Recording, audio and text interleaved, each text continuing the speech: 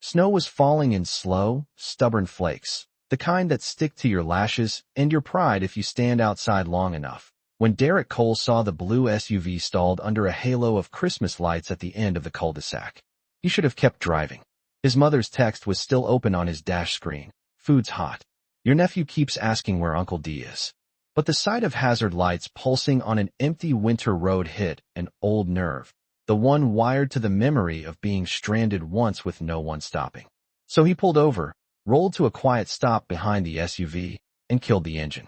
By the time he stepped out of his old pickup, the cold bit through his gloves, but the scene in front of him burned hotter than any wind chill. A man in a navy wool coat paced beside the open hood, phone in hand, jaw tight. A woman in a beige coat cradled a newborn against her chest, rocking gently beneath the gold glow of twinkling reindeer on the lawn. Neighbors watched from their porches like it was a live show instead of someone else's bad night. Derrick lifted a hand, calm, easy. Evening. Need a hand. The man spun, eyes sweeping from Derrick's dark skin to his scuffed work boots to the smear of grease on his jacket, and something ugly flashed across his face. We're waiting on real roadside assistance, he said. This is a German engine. I don't need some side hustle mechanic scratching it up. The words didn't slip. They landed. A couple on the sidewalk snickered. A teenager raised his phone. The woman holding the baby shifted, as if she wanted to speak, but the bundle in her arms weighed more than her courage. Before we continue, where are you watching from? Drop your city or country in the comments below. And if you believe in dignity and justice, hit like and subscribe. These stories spark change, and we're glad you're here. Now, back to Derrick. Derrick let the insult pass over him like exhaust. He'd heard versions of it since he was 15 and fixing lawn mowers behind his mama's duplex. Tow trucks at least 45 minutes out in this weather, he said, nodding toward the sky. Battery sounds weak. I can take a look, no charge. Just trying to get you all inside where it's warm. The man scoffed. No charge, he echoed. Right. And then you find something else, and suddenly it's 200 cash. I'm not stupid. Never said you were, Derrick replied, voice steady.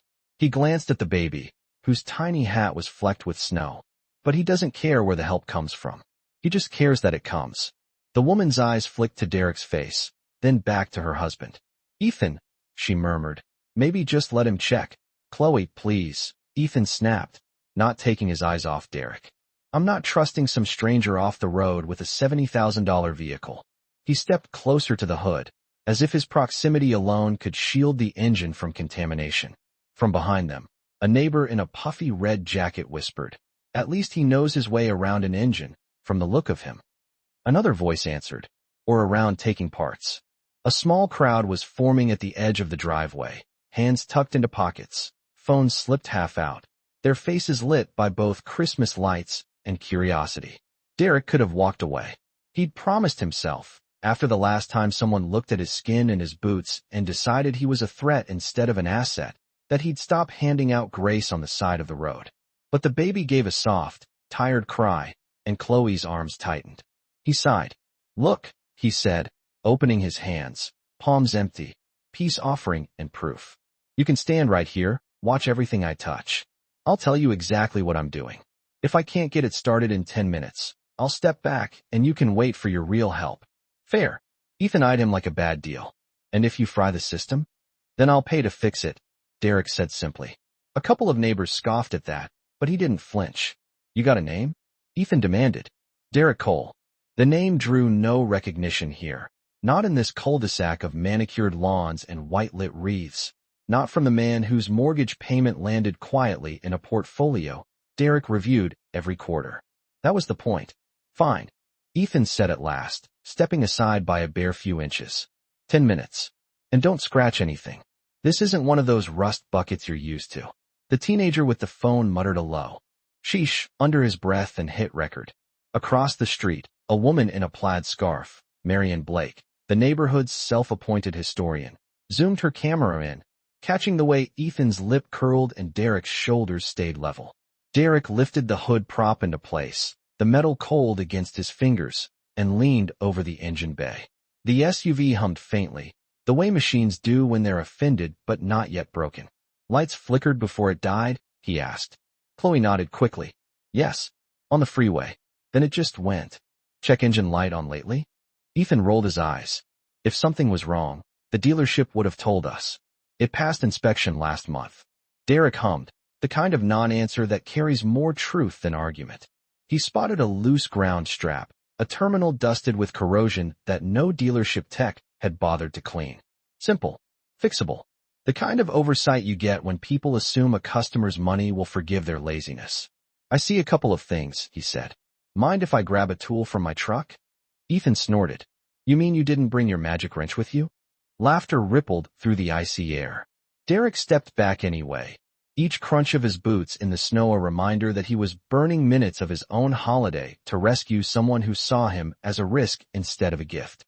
He popped open his truck's toolbox, fingers moving through familiar metal shapes, choosing a small wire brush and a wrench. When he returned, Chloe whispered, barely audible over the distant carols drifting from a neighbor's speaker, "Thank you for stopping."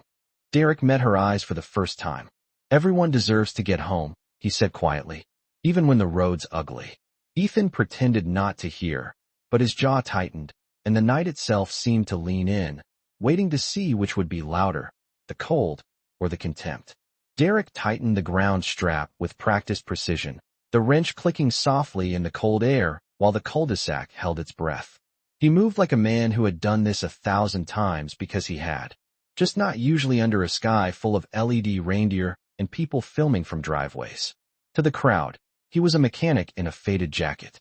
To anyone who had ever read a business page, he was something else entirely.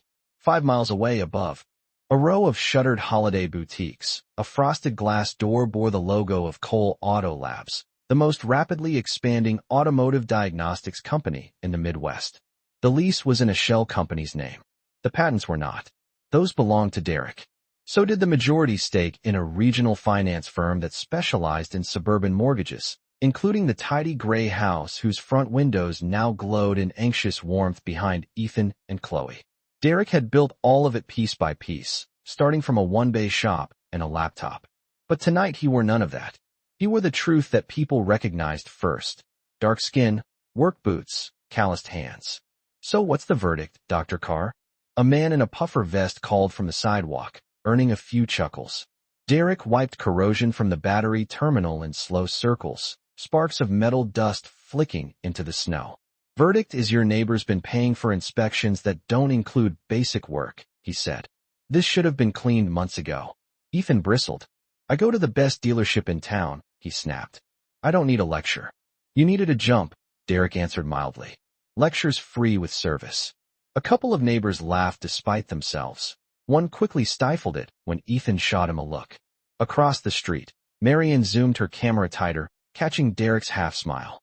She'd filmed block parties, bake-offs, HOA arguments about mailbox colors, but nothing quite like a black man calmly calling out the invisible ways rich people got cheated while they assumed they were above being scammed.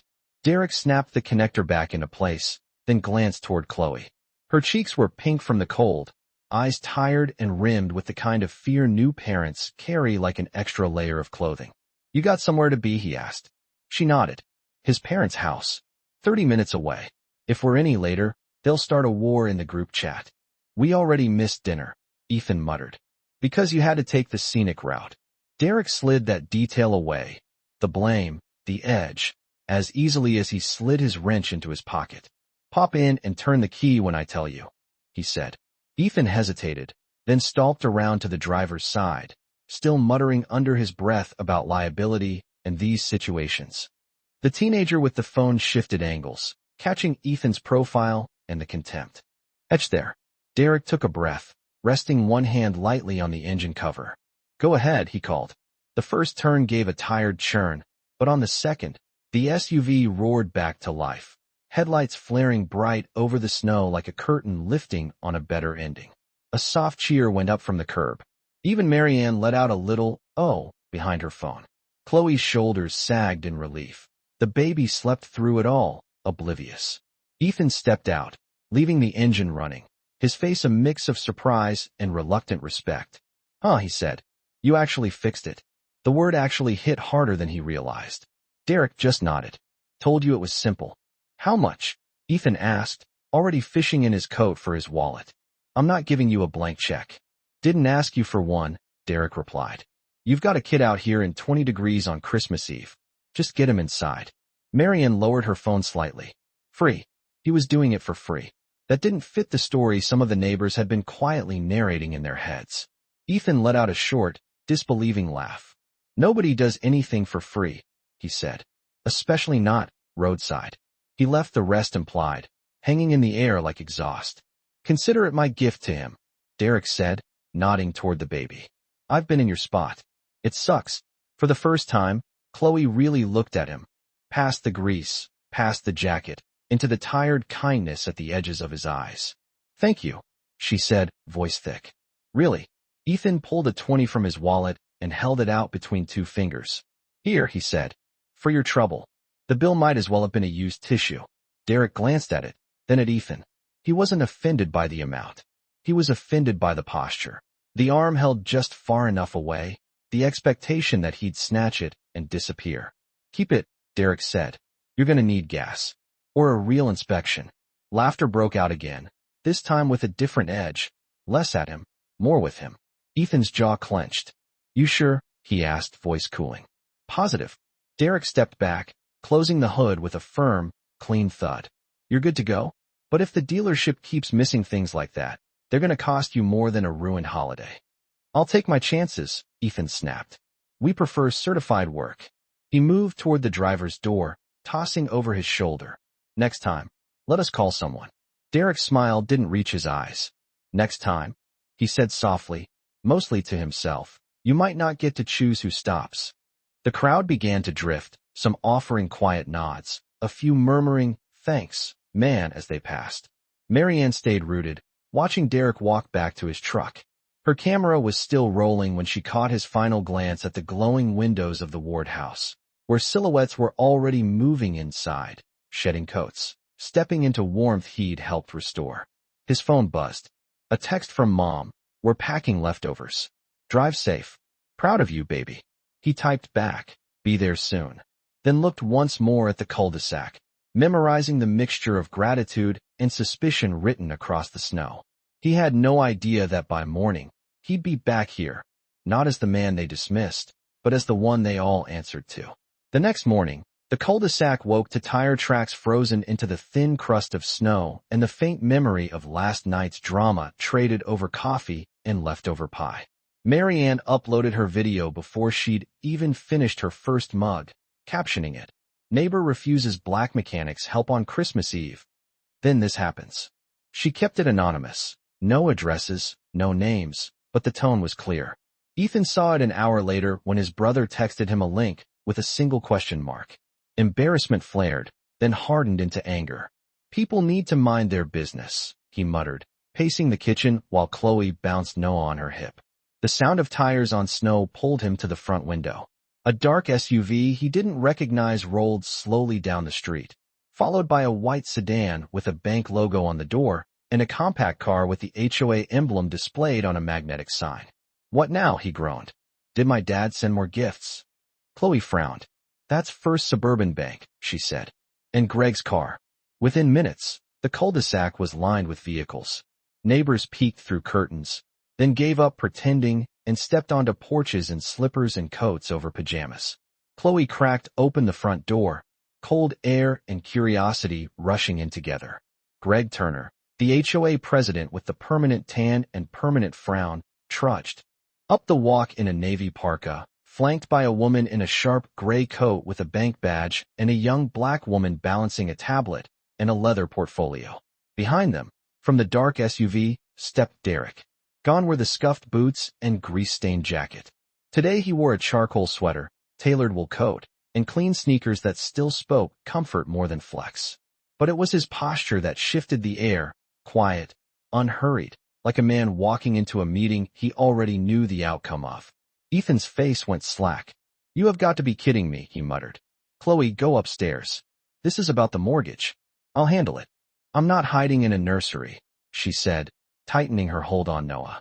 She stepped out onto the porch with him. The cold bit at her cheeks, but the tension burned hotter.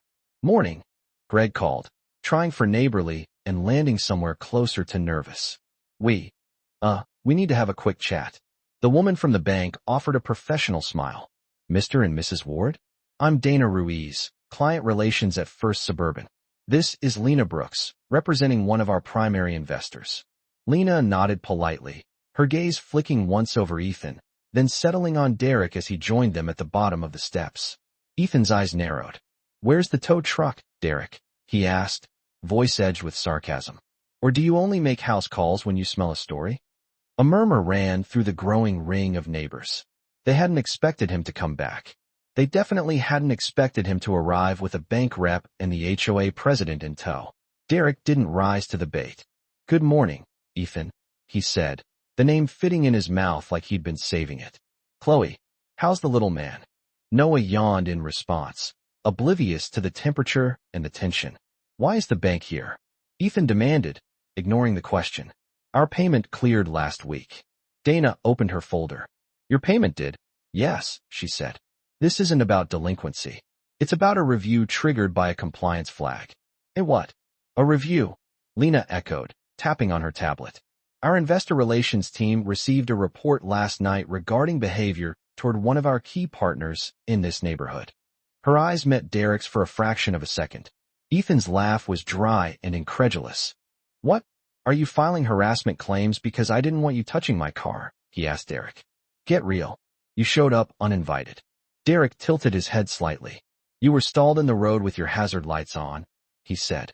That's an invitation any decent human recognizes. Greg shifted uncomfortably. Look, Ethan, he interjected. We've also got some HOA business to address. Complaints about, your emails. My emails? Ethan's voice jumped half an octave. What emails? Greg cleared his throat. The ones about maintaining neighborhood standards. The board felt some of your phrasing could be interpreted as exclusionary. Marianne, phone in hand again, murmured. You mean the one where he said we were getting too urban? Someone shushed her, but not before Ethan flushed a mottled red. Chloe's grip on Noah tightened. She remembered those emails. She remembered telling Ethan he was going too far. Dana stepped in smoothly. Mr. Ward, our investor requested that we conduct an ethics and values review of certain accounts tied to neighborhoods where there were reports of discriminatory behavior, she explained. Yours came up because of last night's incident and prior documented concerns. Ethan stared at her, then at Lena, then finally at Derrick. Investors don't micromanage individual houses, he scoffed. That's not how this works. You think I don't know how mortgages work? Derrick's gaze stayed steady. Depends, he said quietly. Do you know who underwrites yours? A flicker of uncertainty passed through Ethan's expression. He'd clicked accept on a digital packet 3 years ago, skimming the interest rate and ignoring the rest. He had no idea whose money actually owned the roof over his head. This is ridiculous, he snapped. You're all overreacting because some nosy neighbor posted a video. Marianne, from the sidewalk, raised her free hand. Hi, nosy neighbor here, she said. And if you listen to what you actually said out loud, you might understand why people are upset. Greg shot her a warning look, but the tide was shifting and he could feel it. Other neighbors were inching closer, pulled by equal parts concern and the irresistible gravity of accountability. Children peered from behind legs. Officer Mills, passing through on his patrol route, slowed his cruiser at the sight of the crowd, recognition flashing as he saw Derrick and Ethan facing off. The cul-de-sac, a quiet loop of asphalt and lawn most days, had become a courtroom without walls, and the man Ethan had dismissed as a side-hustle mechanic now stood at the center of it, flanked not by tools, but by systems he quietly controlled. Officer Mills parked at the curb, his engine idling as he stepped out and adjusted his duty belt, the cold air puffing white around his words. Everything okay here? He called, scanning faces until his gaze landed on Derrick. Recognition sharpened his features. We met last night. Ethan seized the opportunity. Yes, officer, actually, he said quickly. This man has brought the bank to my front door because I didn't want him touching my car. Now they're talking about ethics reviews and trying to embarrass me in front of my neighbors. Mills' brow furrowed. That's not a criminal matter, he said slowly. Sounds like a civil issue. It's a patterns issue, Lena corrected, her voice even. Patterns of how certain people are treated when they don't fit someone's idea of who belongs. Her eyes flicked from Ethan to Mills, reminding him he'd been part of last night's pattern too.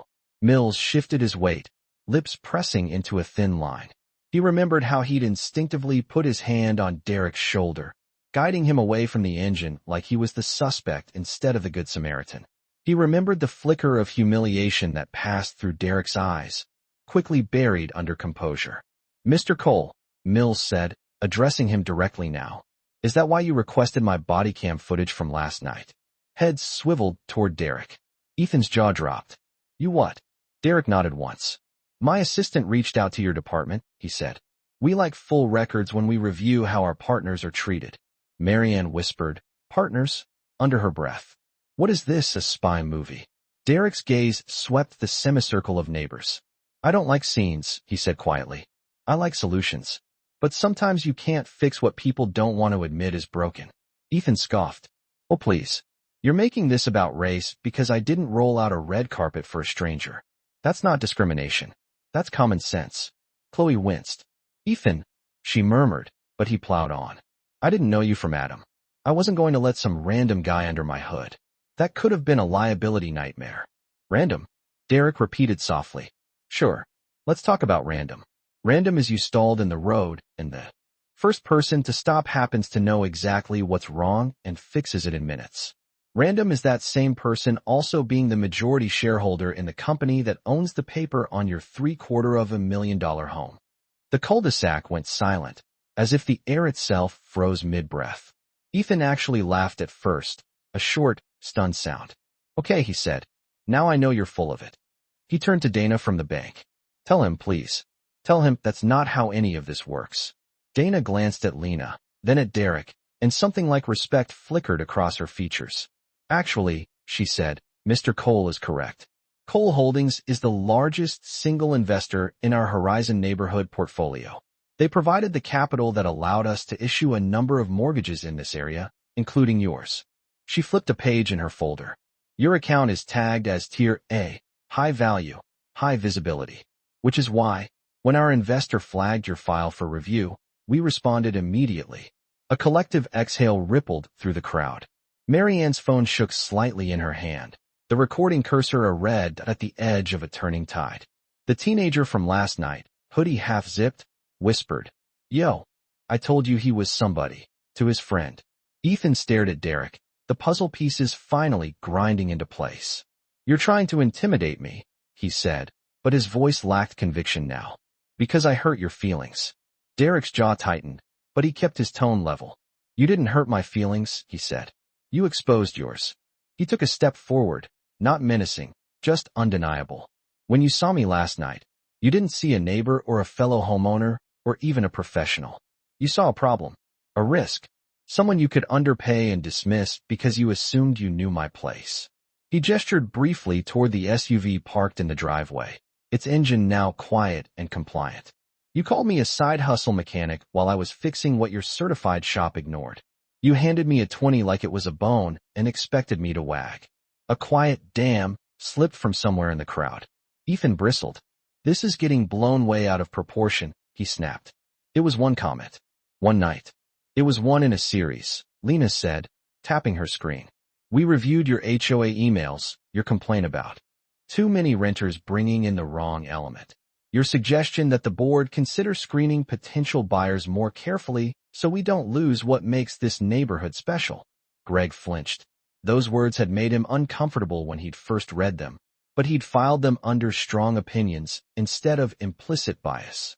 Now, under the winter sun and Derrick's steady gaze, they sounded uglier out loud. Chloe swallowed hard. "Ethan," she whispered, "you did write those."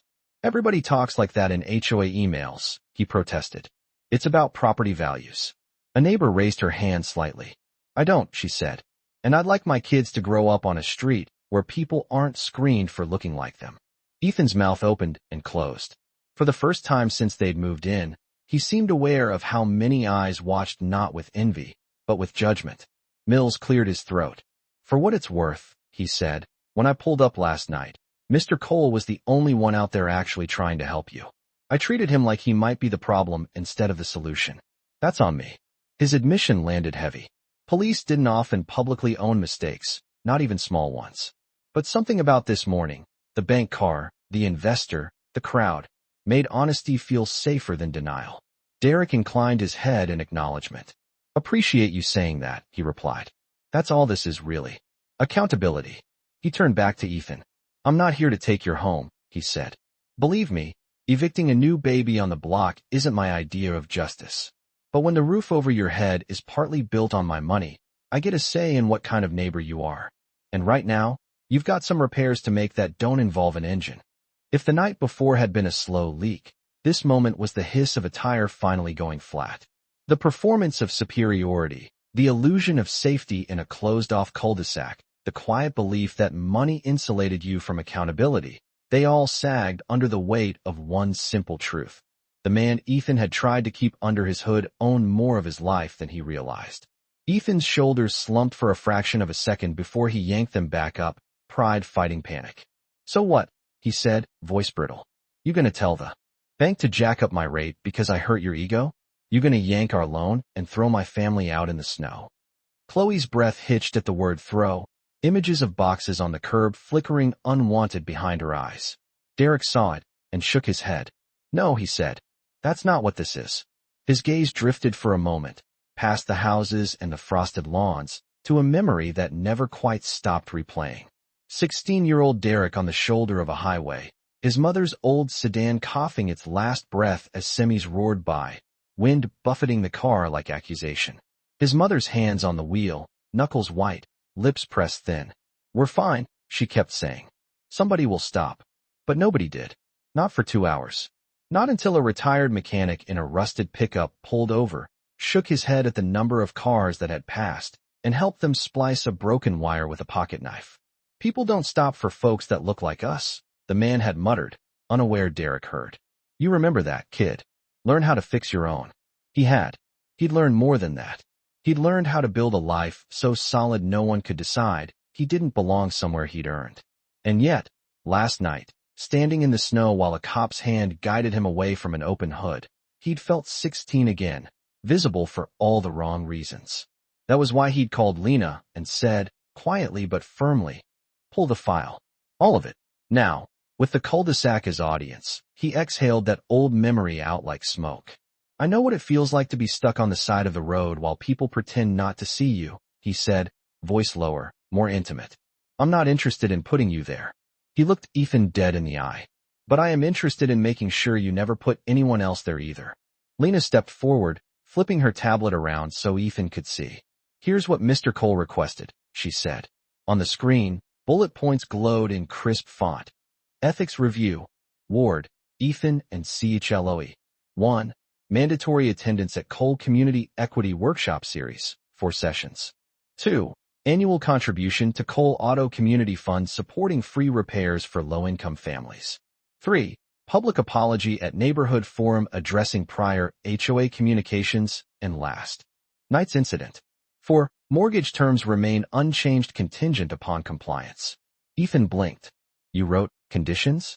Think of it as maintenance, Derrick said. You skip oil changes, your engine seizes. You skip empathy, your community does. A ripple of thoughtful noise moved through the crowd. Marianne lowered her phone, just listening now.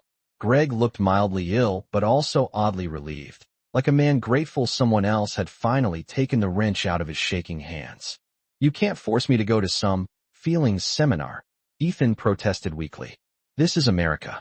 Correct, Lena said. Which means you're free to refuse.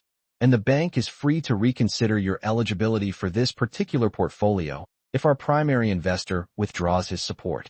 She smiled, small and professional. Choices all around.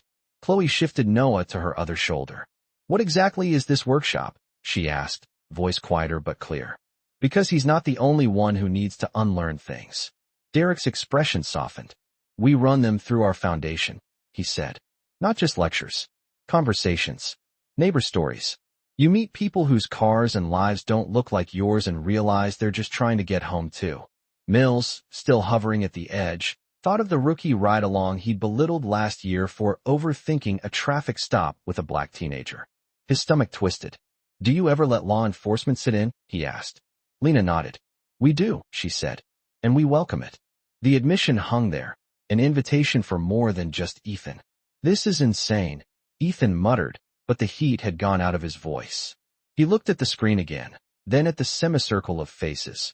Neighbors who'd been polite at barbecues and pool parties, who'd admired his grill and his holiday light display, who now watched him not with envy, but something closer to expectation. Accountability, Derrick had called it. What if I say no? Ethan asked finally. Dana answered this time. Then our risk assessment note stays on your file, she said calmly. Future refinancing becomes more complicated. Some investors like clear numbers. Others, like Mr. Cole, also care about what those numbers get used to uphold. Her implication was gentle but unmistakable. Money was watching now, and not just interest rates. Chloe inhaled, steadying herself. We'll do it, she said, before Ethan could speak again. His head snapped toward her. Chloe, we'll do it, she repeated. Louder. Because I'm not raising our son on a street where we only say sorry when we're cornered. Her gaze met Derrick's. And because you didn't have to stop last night, but you did. Even after he. She cut herself off, shaking her head. I'm sorry for how he spoke to you. I can apologize for myself. Ethan snapped, stung. Derrick lifted a hand. Then do it, he said simply. No courtroom flourish. No dramatic music. Just a quiet dare to be better. The winter air pressed in. Somewhere down the block, a dog barked once, then went still, as if the whole street had leaned in to listen. Ethan swallowed. His pride writhed like something alive, but even it seemed tired of carrying the weight of being right at all costs. He looked at Derrick, the man he'd tried to shrink to fit under his hood, and saw instead the full size of what stood in front of him. A neighbor, an investor, a mechanic, a CEO, a mirror. I'm sorry, he said, the words landing heavy. For what I said. For assuming you were less. For acting like your help was a threat instead of a favor. It wasn't poetic. It wasn't enough. But it was a start. And for the first time since the SUV had died on the road, the cul-de-sac exhaled. Good, Derrick said. Now let's make sure it doesn't stop at words. The shift was subtle at first, like the creak of ice before it cracks. A neighbor in a worn Carhartt jacket raised his hand. If you're doing those workshops, he said, sign me up too. I've said some stuff in those HOA threads I'm not proud of either. Greg winced. Me three, he muttered, rubbing the back of his neck. Probably should have pushed back on some of that language instead of just forwarding it to the board. Marion finally stopped recording completely, tucking her phone into her pocket. I'll cover it on the neighborhood blog, she said. Not the drama. The workshop. Folks need to know this street is actually trying. For the first time since he pulled up that morning, Derrick felt the knot between his shoulders loosen a notch. This was why he'd built what he built. Not so he could lord ownership over anyone, but so he could leverage it when it actually mattered. Too many people like to pretend that bias was a glitch, a one-off hiccup instead of a feature someone had quietly coded in. He'd spent years writing different code into his companies. Hire from overlooked neighborhoods, train apprentices who'd never set foot in engineering school, tie bonuses to equity as much as to earnings. Today he was extending that code onto a street that thought it was already perfect. Lena glanced at him, reading the micro-relaxation in his posture like only someone who'd been in the trenches with him for years could. We'll schedule the first session after New Year's, she said, thumbs flying over her tablet. Greg, can the HOA clubhouse handle 30 people? Greg nodded. Yeah, he said. We host chili cook-offs and fantasy football drafts. We can handle learning not to be jerks. A weak laugh rippled through the group. It was something. Dana closed her folder. From the bank's perspective, she said, we're satisfied with this course of action. We'll note that the account remains in good standing conditional on participation. Our board has been increasingly interested in non-financial risk factors anyway. She glanced at Derrick with the faintest hint of gratitude. Investors like him made her job easier. They gave her cover to do the right thing in an industry that often treated ethics as a footnote. Officer Mills shifted again, then spoke up. Mr. Cole, he said, that workshop thing. If you're open to it, I'd like to come. Maybe bring a couple officers. Off duty. The admission surprised even him. Somewhere in the back of his mind, his academy instructor's voice muttered, don't show weakness in public. But he was starting to understand that choosing to learn wasn't weakness at all. It was maintenance. Doors open, Derrick said. Just be ready to listen more than you talk. Fair enough, Mills replied. He caught Ethan's eye. For what it's worth, if he hadn't stopped last night, you'd still be waiting for a toe on the shoulder. We were slammed. Ethan didn't answer, but his discomfort had shifted flavors, from defensive to reflective. Chloe bounced Noah gently as he started to fuss, the baby's small whimpers threading through the grown-up tension. We should get him inside, she murmured. Derrick nodded. One more thing, he said, turning to her. Last night, you tried to speak up and got shut down. Chloe's cheeks flushed. I didn't push hard enough, she said. I let him drive the whole situation. You were holding a newborn in the cold, Derrick replied. I'm not here to grade you. Just, next time you feel that twist in your gut, don't ignore it. That's your conscience telling you the check engine light's on. She gave a small, rueful smile. Guess we weren't the only ones needing an inspection. A laugh, genuine and light, rolled through a few neighbors. The tension thinned another degree. All right, Derrick said, glancing at the sky. The sun was higher now, glinting off the crust of snow and the strings of lights drooping from eaves. I've got a family still waiting on their delayed Christmas, and Lena's got a dozen emails to answer. You've got a workshop to attend and a kid to raise better than you were raised. We get here. The question hung not just over Ethan, but over the whole circle. We're starting to be, Marianne said. But I think there's one thing missing. She looked at Derrick. Your side of this deserves to be told by you, not just through my shaky video. He considered that. He'd never liked being on camera. He preferred letting his products, his policies, and his people speak. But as he watched the cluster of houses, the same style, the same siding, the same holiday wreaths, he saw more than architecture. He saw patterns and the chance to rewrite one of them publicly. Maybe, he said. But today, I'm more interested in what you all do when the camera's off. Still, he knew the video would travel, with or without his blessing. Stories like this tended to. People were hungry for them, for proof that injustice could be answered without a fist or a bullet, for evidence that power could correct instead of crush. He'd seen it whenever his other black stories went viral. Comments from folks who'd been dismissed for how they looked, finding a sliver of relief watching someone finally push back with receipts and restraint. He didn't need fame. He needed leverage. And right now, the leverage was working. We'll keep in touch, Lena said, handing Greg a card. Email me about clubhouse availability. And Ethan, she met his gaze, not unkind, but unflinching. We'll send you the workshop schedule and fund information. You'll get a tax receipt for the donations. Consider it a new tradition. Ethan nodded stiffly. Fine, he said. We'll be there. Chloe's hand slipped into his, a small squeeze that said both thank you and finally. As Derrick and Lena turned toward their SUV, a little voice piped up near the curb. The teenager from last night shuffled his feet, then blurted, Hey, Mr. Cole. Derrick paused. Yeah. Your video channel, the kid said, cheeks reddening.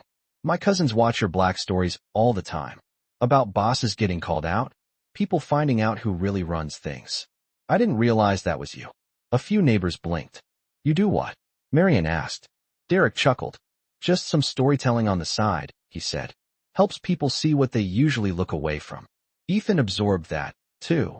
The realization that the man he'd tried to minimize already had a platform millions listened to. Yet here, on this street, he'd chosen a smaller audience and a quieter justice. Thank you, the teenager added, for stopping last night. And for this. Derrick nodded once more. Do me a favor, he said. Next time you see somebody stranded, remember none of us knows who's under the hood. Help if you can. Or at least don't make it harder. The kid nodded vigorously. Yes, sir. As Derrick reached for the SUV's door handle, Marianne called out one last time. Wait, she said, stepping off the curb. You said you don't like scenes. But whether you want it or not, this is one. She gestured around. The semicircle of neighbors, the bank car, the patrol cruiser, the HOA emblem catching the pale sun. And in every scene, there's a line that sticks. Something people repeat later. You got one of those. It wasn't a demand. It was an invitation to write the moral before someone else did. Derrick glanced at Lena. She raised her brows as if to say, might as well make it good. He turned back toward the crowd, letting his gaze land on Ethan, then sweep over everyone else. The cul-de-sac was quiet, just the faint crackle of a nearby inflatable Santa deflating in the cold. Last night, he began. You called me some side hustle mechanic and tried to hand me a 20 like a dog treat. Ethan's cheeks flushed again, but he didn't look away. You treated my help like a hazard because you decided a man who looks like me couldn't possibly be the one keeping this street running. Derrick's voice didn't rise, but it carried. Neighbors leaned in almost unconsciously. So here's the line I want you to remember, he said. You call me a risk in a neighborhood I help own. The words dropped into the cold like a stone into still water, ripples of realization moving outward. You thought you were protecting your engine, he continued, when what you really needed protection from was your own assumptions. Marianne exhaled a soft whoa. The teenager whispered, that's the caption right there. Even Officer Mills looked a little stunned. Ethan braced himself for the internet version of ruin, the viral takedown, the doxing, the pile-on. But Derrick didn't reach for his phone. He didn't announce anyone's last name or address. He didn't wave to an imaginary camera. I'm not here to cancel anybody, Derrick said. I'm here to calibrate. He pointed lightly toward the houses, their roofs dusted with snow. You decorated these places for Christmas because you like the story, the one about a baby born in the margins who turned out to matter more than anyone expected.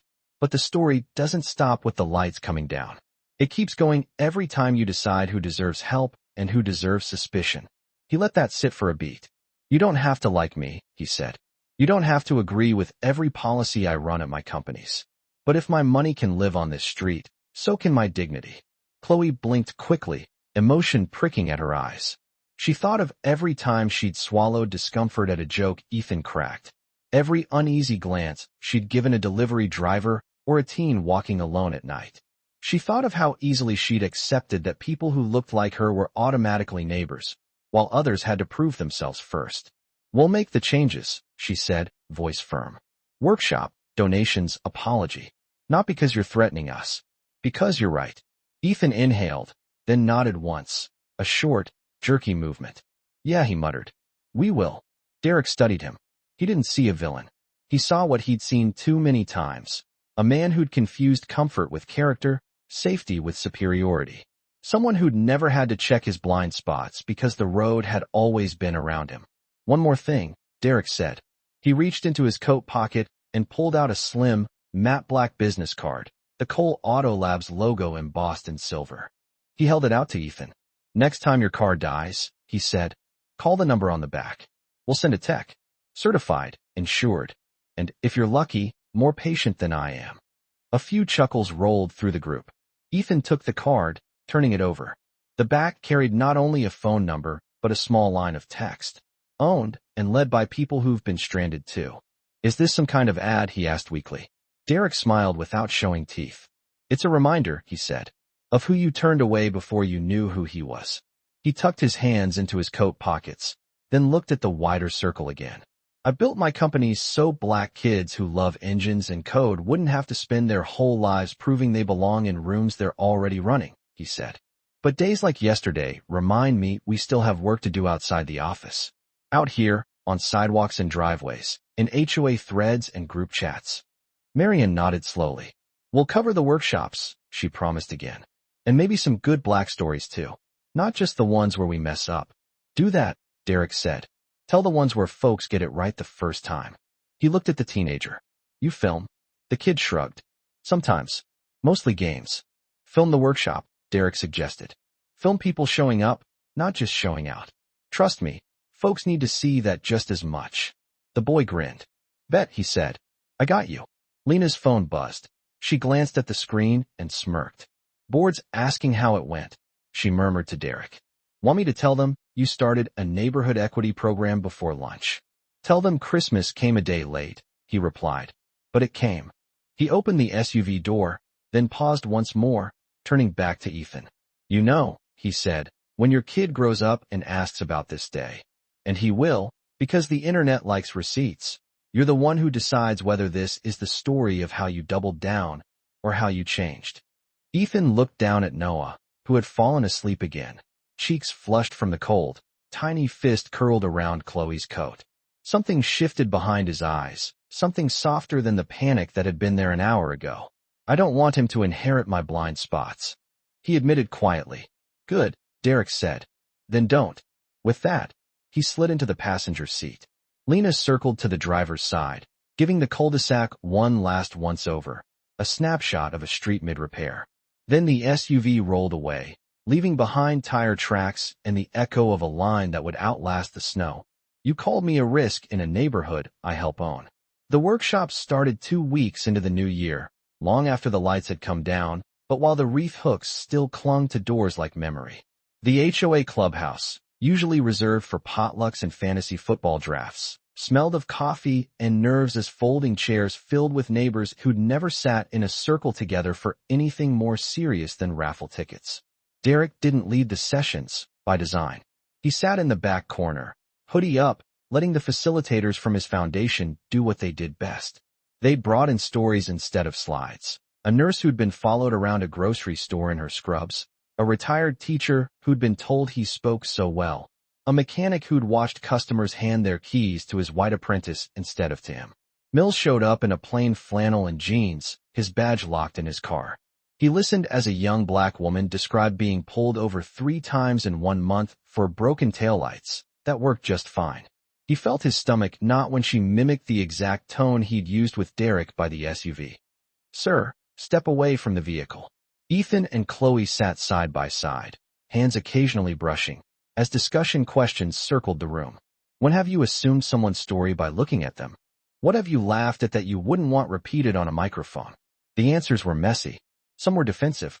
Some were raw.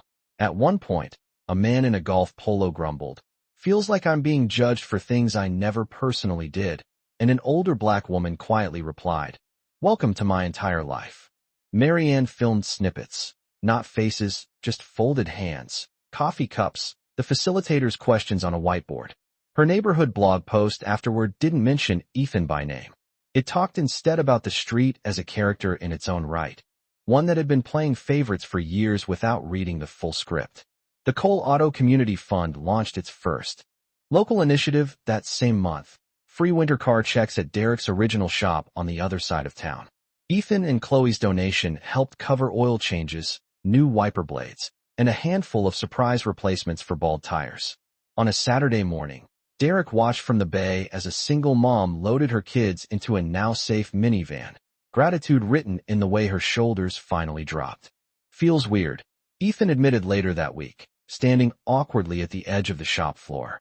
He'd driven over alone, no baby in arms, no neighbors watching. Knowing some of that came from us. Weird good or weird bad? Derrick asked, wiping his hands on a clean rag. Ethan considered. Weird, corrective, he said. Like when your car pulls to one side and you didn't realize how hard you were fighting the wheel until it gets aligned. Derrick huffed a little laugh. That's the idea. Back on the cul-de-sac, change was slower, subtler. The next time a moving truck pulled up with a black couple unloading boxes, nobody emailed the HOA about traffic. Instead, Greg showed up with hot chocolate and a printed copy of the new Welcome to the Neighborhood guide Lena had helped them draft. No coded language, just actual resources. Marian baked cookies and, for the first time, asked the new neighbors not just where they worked, but what made them feel at home. Ethan shoveled their driveway during a snowstorm without waiting to be asked. Weeks later, when a stranger's car sputtered and died at the entrance to the subdivision, the teenager from down the block jogged over before anyone else, phone in his pocket instead of in his hand. Need a hand? He asked, repeating Derrick's words almost exactly. The driver, an older white man in a faded jacket, blinked, then smiled. Only if you know what you're doing. The kid grinned, popping the hood. I know enough, he said. And he did. He'd started an apprenticeship at Cole Auto Labs Training Center, a recommendation Lena had slipped onto Derrick's desk with a sticky note. He sees you. Let's make sure he sees himself somewhere better too. The viral video, predictably, had made its rounds, folded into compilation clips of Christmas justice and black stories that restore your faith. The line Derrick dropped, "You called me a risk in a neighborhood I help own," became a meme, then a mantra, then, for some, a mirror. But for Derrick, the real sequel wasn't online. It was on that street, in the small, unfilmed decisions. Who waved first? Who showed up to the third workshop instead of stopping at the first? Who changed the tone in the group chat when someone started to drift back into us versus them? Quiet edits to a script that had been running too long unchecked. On a mild evening in early spring, long after the snow had melted into memory and the cul-de-sac's lawns were a patchwork of green and stubborn brown, The neighborhood gathered for its first community night. That wasn't just a barbecue. Folding chairs lined the asphalt. Kids chalked hopscotch grids between them. A portable speaker hummed low with a playlist someone had labeled "No Drama, Just Vibes." At the front of the circle stood Greg with a microphone, hands only slightly shaking. "We used to have HOA meetings where 3 people showed up to argue about garbage cans," he said wryly. "Tonight, we've got almost the whole street here to talk about how we treat each other. I'll take this version." Laughter rolled through the crowd. He gestured to Mills, who said a few words about the department's new bias training partnership with the Cole Foundation. He gestured to the teenager, who talked about his apprenticeship and how he was learning that engines and people both ran better when you paid attention to what was really going on under the surface. Then Greg handed the mic to Ethan. The circle quieted. Ethan took a breath, looking out at faces that had seen him smug at lawn parties and small at his own front steps. "Most of you know why we're really here," he began. "A few months ago, on Christmas Eve, I was the guy in the road with the expensive car and the cheap attitude." A few rueful chuckles. He didn't smile. A neighbor stopped to help. "I treated him like a threat because I didn't recognize his worth. Not just his skills, his humanity." He swallowed. "I said things that echoed stuff I grew up hearing and never questioned. Stuff that hurts people who look like him every day." He nodded toward Derrick, who sat near the back with Lena and his mom, who had finally gotten her rescheduled Christmas dinner a week late and declared it better for the wait. "He could have wrecked my life," Ethan continued. "Pulled our loan, blasted our names online. Instead, he gave me conditions. Accountability.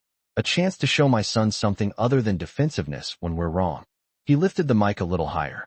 "So this is me saying, again and publicly, I'm sorry. And I'm grateful, not just to him, but to all of you who've called me out and in since that night." He exhaled, tension draining from his shoulders like air from a tire finally patched. "We talk a lot about property values around here," he said.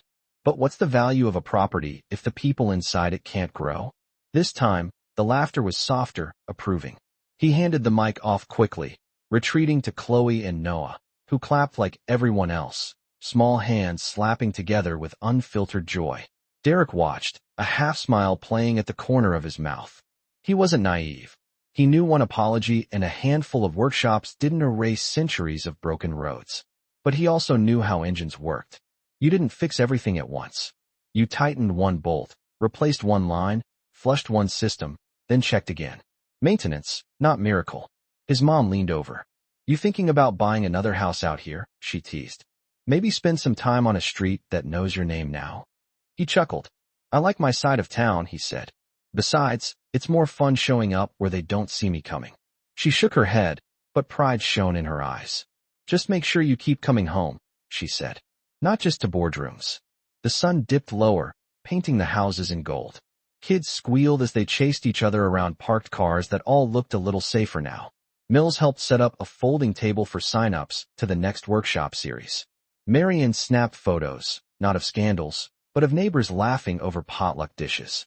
Later, she'd post them with a caption about how a street's real curb appeal had nothing to do with matching shutters. As the night wound down, the teenager approached Derrick, phone in hand. "Sir," he said, "I cut together a video from all this. The workshops, tonight, not just the bad part." He held out the screen. A rough edit played. Ethan's apology, a kid talking about alignment, a shot of a handwritten sign taped to the clubhouse door. "Everyone belongs on this street. No exceptions." Derrick watched, then nodded slowly. "Looks good," he said. "What are you going to call it?" The kid grinned. "Maybe something like How a Christmas Breakdown Fixed a Whole Block," he said. "Or just part of our Black Stories playlist." Derrick laughed softly at that. "Post it," he said. "But remember, the real story isn't what goes viral. It's what you do tomorrow when nobody's filming." As he stood to leave, he glanced once more at the cul-de-sac, at the people who had once watched him from behind frosted glass and phone screens, and now waved freely. He hadn't raised his voice. He'd raised the standard. And in a world that so often demanded that black men prove their worth at full volume, there was its own quiet power in that. A different kind of revolution, one driveway, one workshop, one repaired assumption at a time.